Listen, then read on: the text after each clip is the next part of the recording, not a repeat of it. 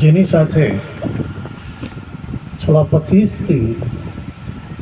એક પિતા અને પુત્રનો જે અતૂટ સંબંધ રહ્યો, ભગત શ્રી કરશન ભગત સાથે એની જ્યારે મૂર્તિનું અનાવરણ થઈ રહ્યું છે ત્યારે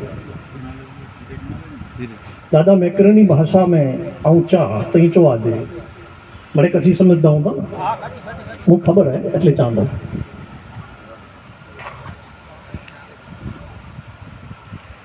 અત્રે ઉપસ્થિત સર્વ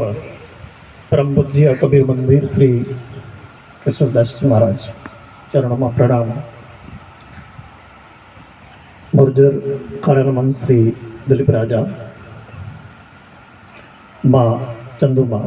ગક્ષેશા, વરગલીથી કિશોરદાસજી સહિત, બંદરાથી જગદીશ સાહેબ, અન્ય સંતો, આપ સૌ માતાજી શ્રી કંબઈમાં